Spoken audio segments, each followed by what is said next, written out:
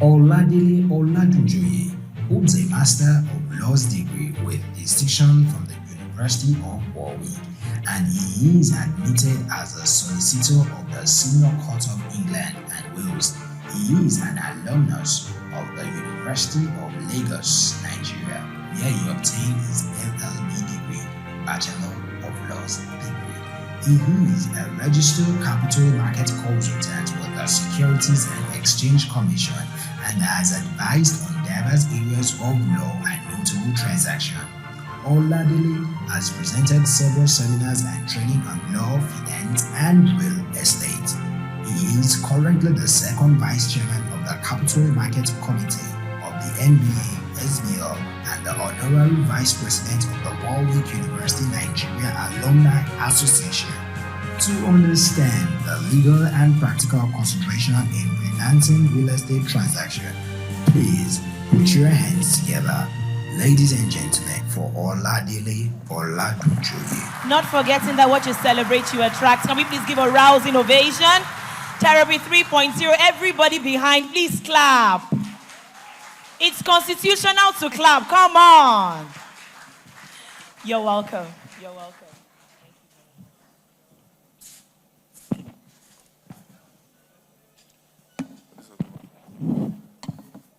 Good afternoon, everyone.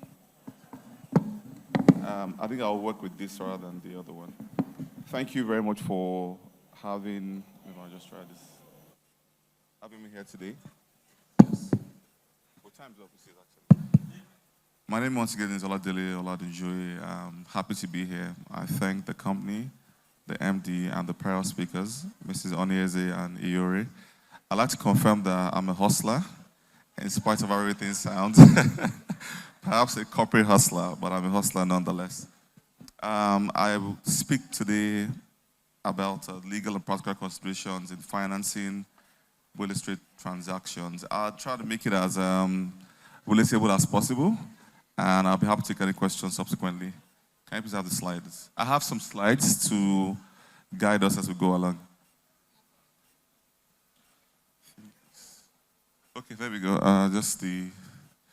So this is the structure of the document. And I'm not a lecturer, by the way, but I thought it was important to just have something that was organized and we can all work with. Introduction, I won't take too much time on that. Real estate financing options. And then the idea is to speak to us about how you can raise money to finance transactions and developments, whether you're a salesperson or a developer, or your father just gave you a land under a will, or you woke up and you just found yourself on a land that you own. Pardon? Okay, fantastic. Yes, so I'll go on. Introduction.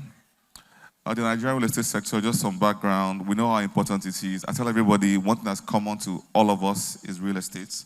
No matter the spectrum you play in, you're a big man, a small man, a middle man, you need real estate, whether you're a tenant or landlord. It's so common to all of us. I took a big interest in real estate 10, 11 years ago. I realized that no matter who you are, you must play in the sector. Over the past decade, Nigerian real estate has evolved to become one of the country's premier investment options. That's clear to us. 28.9 trillion naira contribution of real estate and construction to Nigeria's GDP in 2022. I mean, the data itself is compelling. Finance remains a critical consideration for players in the real estate sector. Finance is the lifeblood of real estate projects. That's not in doubt. Real estate projects are usually capital intensive. The Forex issue, Naira devaluation, all have affected everybody's projections. And if you don't watch your finances carefully, you would run into projects that cannot be completed, and you would then disappoint your customers you're trying to sell to. So it's important to watch your finances. I'll tell you a summary on the transaction phase in real estate project financing. You do the due diligence, property evaluation, documentation, you find the capital, and you exit as an investor, typically, or developer. And what are the options that we will talk about today? This is a slide that speaks to some of the issues you must consider in determining the right vehicle for your financing. I'll leave it on the screen for a second so we can look at it. The property rights, valuation, investor rates of return, the lending rates, security interests, income generating potential, risk exposure, macroeconomic realities, and viable exit. Because whatever you do, you must exit. Nobody does real estate for fun or just for vanity. You must plan that from day one, you see yourself out of a door in the money. So, I mean, this is the most basic means of financing, personal financing. If you're lucky, you can raise all the money by yourself, friends and family. If you're a company and you have retained earnings or you've raised some money, you can use that to do the projects. But usually it's inadequate and you must look for bigger source of financing to fund your projects. Okay, a very common financing mechanism now is joint venture arrangements. Everybody talks about JV. But I dare say there is more to JVs than people seem to realize. There are two, what's a JV fundamentally? Two parties coming together to sort of combine resources and achieve a common goal. Usually one has land, one has finances, or sometimes the man that has land also has some level of financing.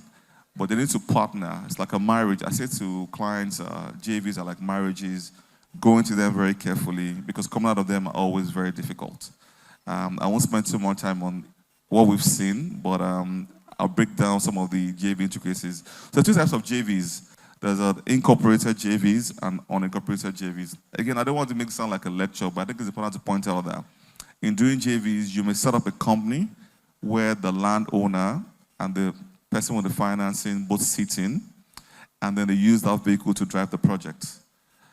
Sometimes it's just by way of documentation. You have an agreement that want to do a JV, and then you go into it.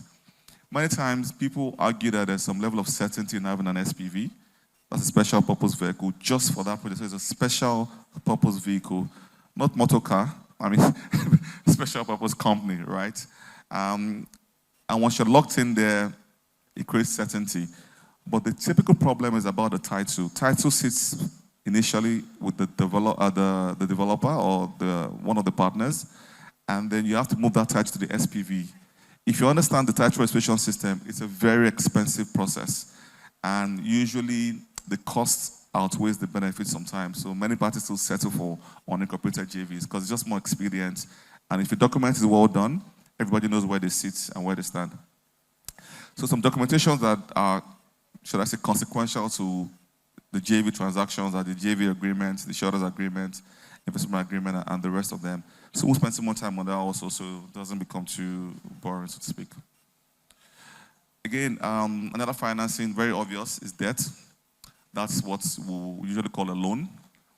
Most of the time, you must take a loan, usually from family and friends, many times from the bank. And when it's real estate driven and you're taking a loan, you will usually secure it by way of a mortgage. Now, a mortgage simply is you giving your property as collateral, to use a more common language, to secure monies you're taking. I won't speak to the definition of a mortgage from the Court of Appeal. I don't think it's relevant at this point, but we had it there in the event the slides were sent to you and you want to do some more research. But more importantly, speaking about Lagos State in particular, the mortgage and land tenure can be quite convoluted. So what you find is that even when you want to take a mortgage from a bank's perspective, it takes a long time to get into the legal position of a mortgage. And interestingly also, mortgages are meant to be lower interest rate transactions. But in Nigeria, you find out that the lending rates when you want to take a mortgage or a commercial loan are so close to one another that you say to yourself, they really have mortgages in Nigeria, strictly speaking, because in overseas, you have single-digit lending for sort of mortgages. But in Nigeria, it's double-digit. So you really wonder whether it's worth it. But to summarize, property as collateral, create a legal mortgage, the bank is comfortable. If you default, take over your property. Nobody gives you the property easily. Usually you challenge it, but ultimately that's the idea of debt financing by way of a mortgage. Okay, there are some government interventions, NMRC, NHFP, that are meant to make mortgages easier to access. But again, the jury is out on how effective they've been and if they've actually solved the problem they're meant to solve. I think they're doing a good job, but that doesn't represent the general view in the market. Okay, a bridge loan, just like a bridge connecting two parts, short-term financing. You've taken maybe a mortgage and you're stuck, and then you want to just bridge that gap. Take a bridge loan to create a succor for yourself at the time. Let's not worry about the language bridge. It's still a loan, but usually a shorter term loan to cover a very gap that you can fill quickly. The bank lending rates, I'm not a banker, 22%, 24%, tied to NPR most of the time, but I think it's higher as we speak today anyway. Okay, capital markets. Again, it's not, the capital market is a financial market, not an actual market where you sell, where you trade goods.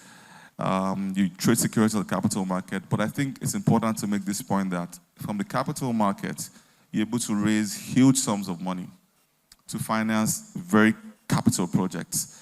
So the capital markets, whether it's debt capital markets, equity capital markets, and the capital market as a viable source of funding is not theoretical. We've worked on projects where we've helped clients raise 10 billion naira from the capital market to fund projects, purple capital, debt instruments, bonds, commercial papers, debentures, sukuk as Islamic bond, equity, IPOs, rights issues. Again, the point is, when you go to the capital market, you're accessing a pool of investors that you may not even know from anywhere. You sell to them by way of a prospectus, and is regulated by the SEC to give confidence to the investors. I don't want to sound theoretical, but it's an option that you must bear in mind when you're doing large-scale projects, and you can clearly raise a lot of money from the capital market.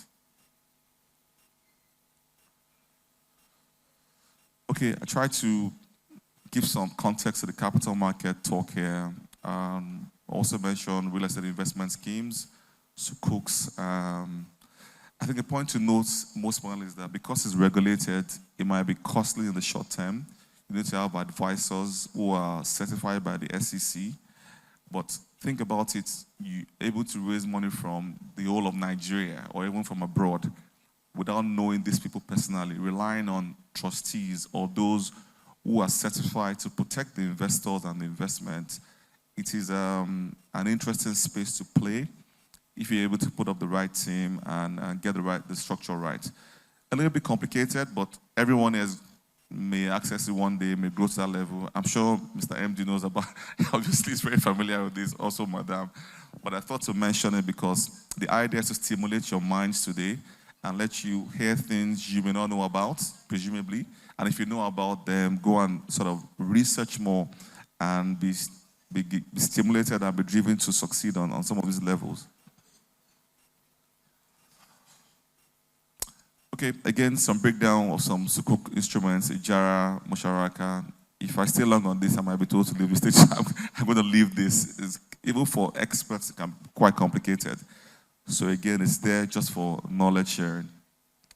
Because a transaction we've done, raised 5 billion by way of sukuk for another company in the past. What I said, investment schemes, RICOs, again, capital market financing instruments, where sometimes you own part of the assets. Sounds a little bit interesting, but then the structures are there to protect you under the law and the regulations. Risk also there, speaking of some of those things. Okay, let's go to things that are quite usually normal. You know, earlier I spoke about joint ventures and the focus was on land and financing. But sometimes two parties come together, or three or four, to pool funds together to fund the project. Like the JVs, the partners may also form an SPV. So let's try and break it down. Someone has 10 naira, someone has 5 naira, they're trying to raise 15 naira. You come together under an agreement, under a vehicle, and you pull the funds together to raise the funds to do the project.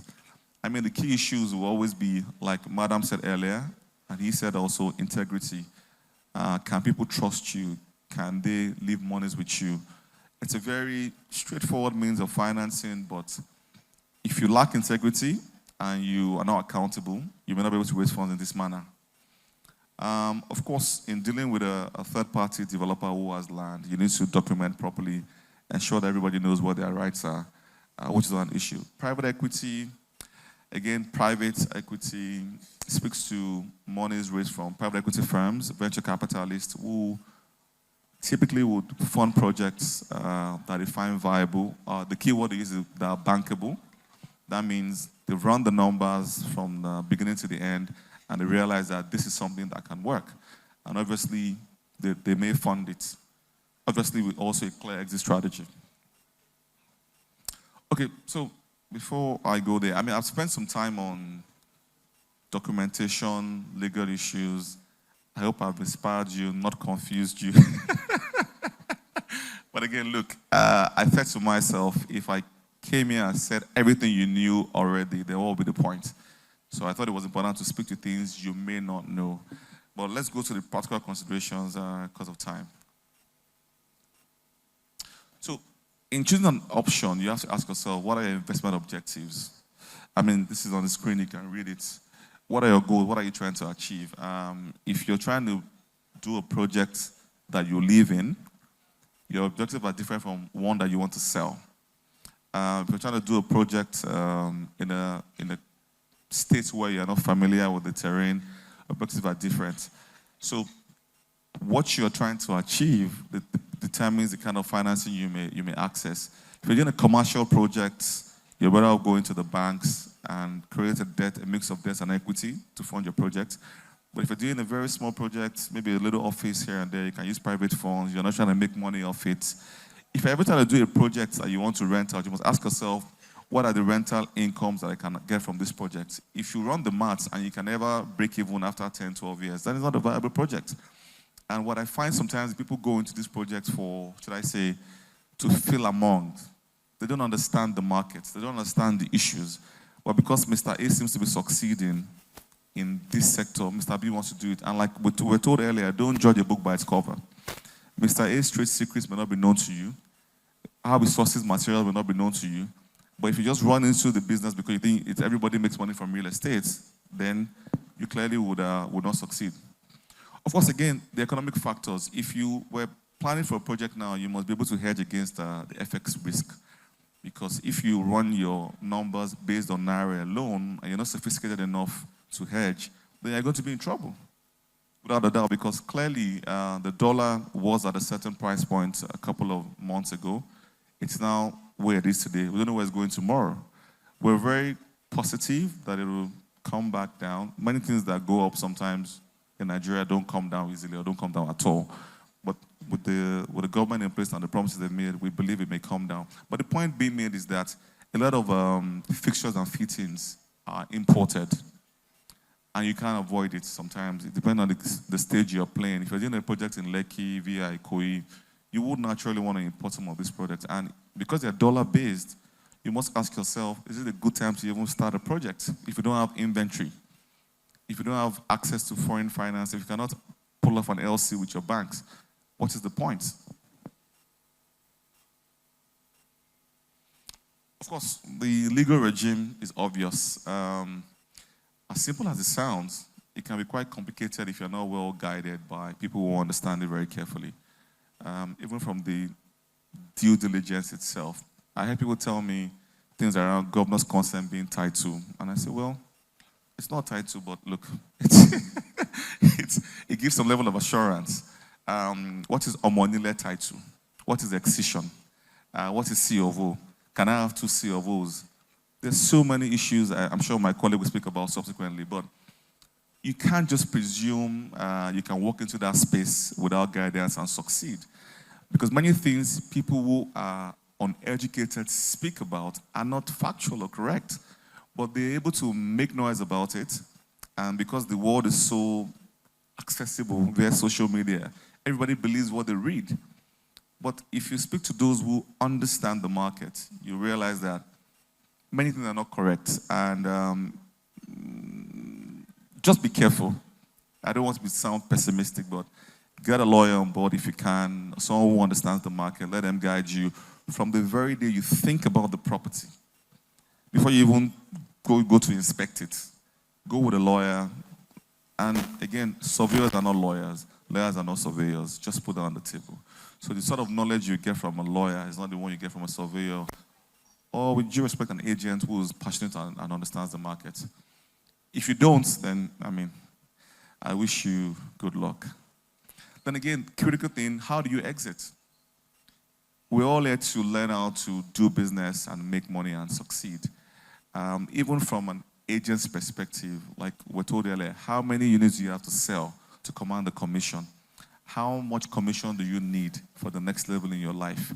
If you don't sit down and plan and organize yourself, what you'll find is that you're running backwards, or even running in circles, no progress, maximum effort, and you're frustrated at the end of the day. So in this game, please be clear about the journey. Like I say to people, if you can't put in a Google map, be clear where the bus stop is, be clear where the issues are, so that as you go on that journey, you're not frustrated. My time is about to be up. I'll end with this. Please, the real estate sector is very viable. We can see what Terra is doing. 10 people 2 years ago, uncountable today. That's phenomenal growth. It didn't happen by luck. It happened by planning and by understanding the sector. I thank you all for listening, and I wish us all the very best. Thank you very much. Terra developers live the good life.